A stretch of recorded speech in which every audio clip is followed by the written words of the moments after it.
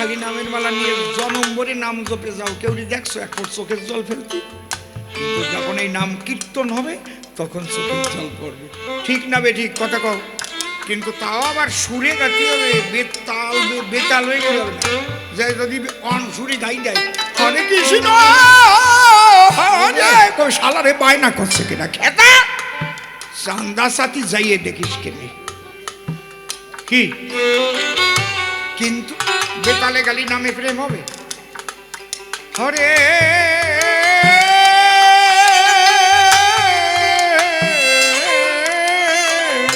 কৃষ্ণ রাগ রাগি হরে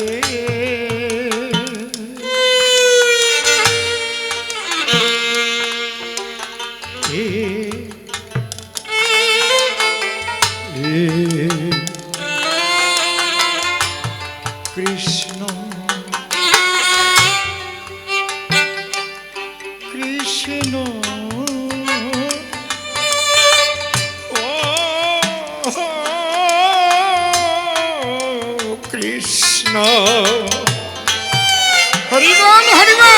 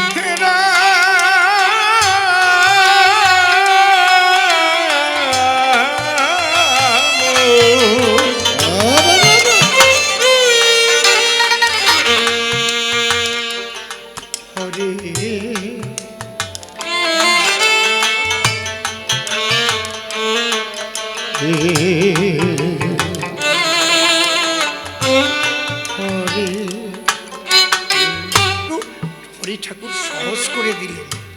বেতালে হরি নাম করলেও প্রেম হবে। দেখবো এক এক দল বারুণীতি ঘুরতেছে, এক এক তালে বাজাচ্ছে, যে আগে যাইয়ে মাথা মুছে হরি বল জয় হরি, আর এক দল কেবল ঢুকতেছে হরি বল জয় হরি বল হরি বল, আর এক দল তার একটু আগে আইছিল হরি বল জয় হরি বল হরি বল। তিনটে এক জায়গা মিশিছে, তিন বেতাল, তার মধ্যে দিয়ে টান দিয়ে, তার মধ্যে দিয়ে ভাব সমাধি হয়ে যাচ্ছে। আরে কি আনন্দ! এগুলো আমি অ্যানালাইসিস করি, এমনি না। পৃথিবীতে নাই যে বেতালে প্রেম হয় আর বেতালে ভাব সমাধি হয়। এইবার দেশে হরিচাঁদ ঠাকুর সেই জিনিস।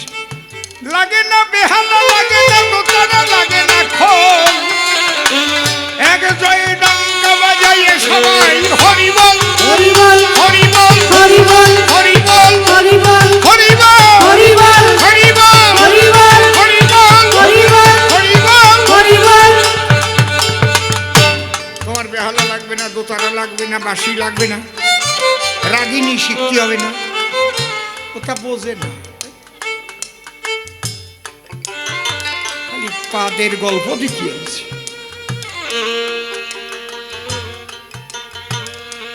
বুঝতে পারছেন কত সহজ করে দিচ্ছে, এত কঠিন নাই, কোনো তন্ত্র মন্ত্র কিচ্ছু লাগবে না। মতুয়ার প্রেম ভক্তি অকামনা তন্ত্রমন্ত্র নাহি জানে ব্রজ উপাসনা। যেমন ব্রজবাসীরা শুধু হা কৃষ্ণ বলতো, কোনো তন্ত্রমন্ত্র দাঁত থাকতো না। হা কৃষ্ণ, সেই ব্রজ উপাসনা। বুঝেছ? পোশাকের কোনো বালাই নাই। তুমি গামছা পরেও হরিনাম করতে পারো, লুঙ্গি পরেও হরিনাম করতে পারো। তোমার কেউ বলবে না তুই গামছা পরে আইছিস কেন, তুই তিলক কাটিস নেই কেন, তুই ন্যাড়া মাথা নিয়ে আইছিস কেন। কবে কেউ কবে? হরিনামে আমি দেখেছি ঠাকুরনগর অনেকদিন আগের কথা, পুলিশ দাঁড়িয়েছিল লাঠি নিয়ে, সেও মাটি গেল, লাঠি চলে গেল, মাথার টুপি কোন জায়গায় চলে গেছে, ভাব সমাধি হয়ে গেল। অশোক স্তম্ভওয়ালা টুপি হারাই গেলে যে তার চাকরি থাকবে না, জবাব দিতে হবে না, জ্ঞান নাই তার। এর নাম হরিনাম। করিয়ে দেখো, হরি বলে একবার মরিয়ে দেখো, কি বাসা বাসো।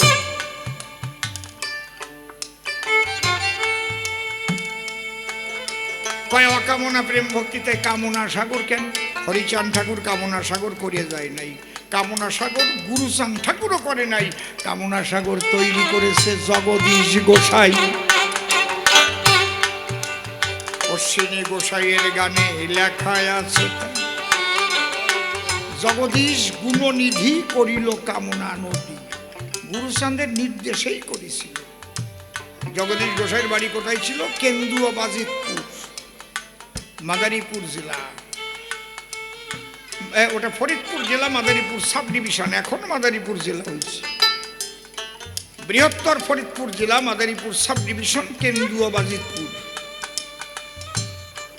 যে জায়গা ভারত সেবাশ্রম সংঘের যিনি মূল নায়ক, নাম কি তার বলো? কে প্রতিষ্ঠা করেছে ভারত সেবাশ্রম সংঘ? ডাক নাম ছিল বিনোদ গোসাই, তারপরে নাম হয়েছে প্রণবানন্দজি মহারাজ। ওই একই গ্রামে বাড়ি, মনে নাই গেছিলাম। প্রথম প্রণবানন্দজির বাড়ি ছেড়ে তারপরে জগদীশ গোসাইয়ের বাড়ি গিয়ে গান গালাম। সব জায়গা আমার গোটা, আমি শুনিয়ে শুনিয়ে কই না, দেখিয়ে দেখিয়ে কই। বুঝতে পারছেন কি বলছি? এই জগদীশ গোসাই ওনারে গুরুচাঁদ ঠাকুর আদেশ দিলেন, শোনো, ওনার ডাক নাম ছিল ফটিক। ওই জগদীশ গোসাইয়ের আশীর্বাদে আমার বাবার জন্ম। আমার ঠাকুর দাদার খালি মেয়ে, অত ছেলে আর হয় না। আমার ঠাকুর দাদা ছিল জগদীশ গোসাইয়ের শিষ্য। বুঝতে পারছেন? কখনো ল্যাংটা হয়ে চলতো, কখনো একটু ঠান পড়ত। সেই আশীর্বাদের ফলে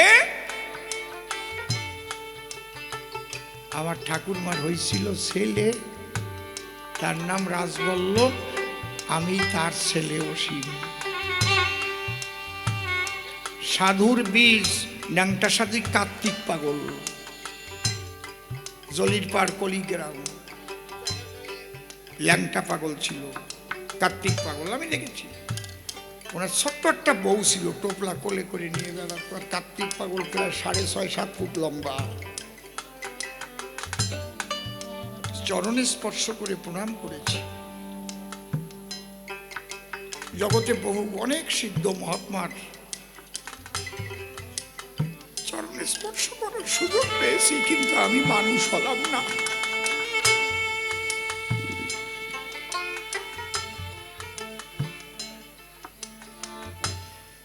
হরি বল।